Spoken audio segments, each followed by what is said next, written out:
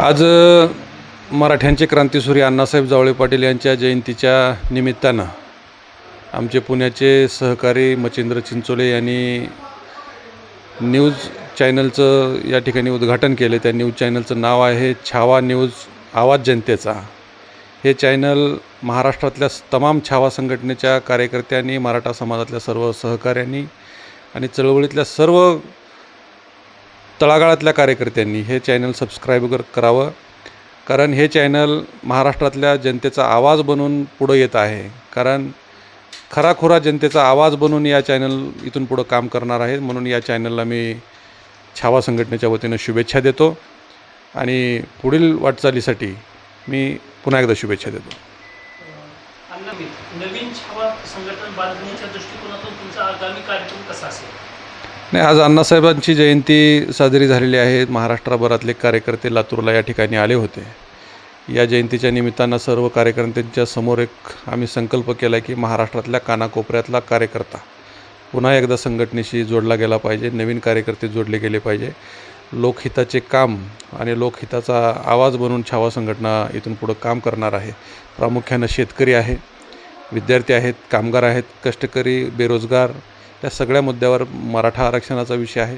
या सगळ्या मुद्द्यावरती छावा संघटना आक्रमकपणानं काम करेल। येणाऱ्या काळामध्ये शेतकरी हा केंद्रबिंदू मानून छावा संघटनेची वाटचाल असेल।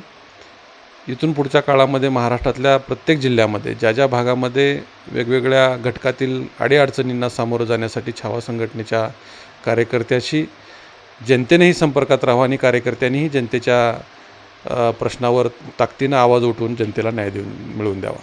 तुम्ही शेतकरी नेते म्हणून महाराष्ट्रात सध्या परिचित आहात, तर सरकारच्या शेतकरीविषयी धोरणाविषयी आपण सहमत आहात का किंवा खुश आहात? नाही, जर आम्ही शेतकरी हिताचे निर्णय राज्य सरकारनं घेतले तर सरकारचं आम्ही स्वागत करू, परंतु तसं कुठं दिसत नाही। केंद्र असेल किंवा राज्य सरकार असेल, या दोन्ही सरकारकडून शेतकऱ्यांची कुचंबना केली जाते। शेतकऱ्यांच्या मालाला हमीभाव दिला जात नाही। शेतकऱ्यांनी अहोरात्र काबाड कष्ट करून पिकवलेल्या मालाला जर भाव तुम्ही देऊ शकत नसाल तर शेवटी आम्हाला तुमच्यासोबत लढण्याशिवाय पर्याय नाही। तुमच्या दारात आम्हाला उभं टाकून न्याय मिळवून घ्यावं लागेल। शेवटी शेतकरी हा जगाचा पोशिंदा आहे आणि ह्या जगाच्या पोशिंद्याला जर तुम्ही जगवत नसाल तर छावा संघटना या शेतकऱ्यांसाठी आक्रमक उभा राहील। संघटनेचा मूळ गाभा मराठा आरक्षण आहे, तर यापुढे तुमची मराठा आरक्षणाविषयीची भूमिका कशी असेल?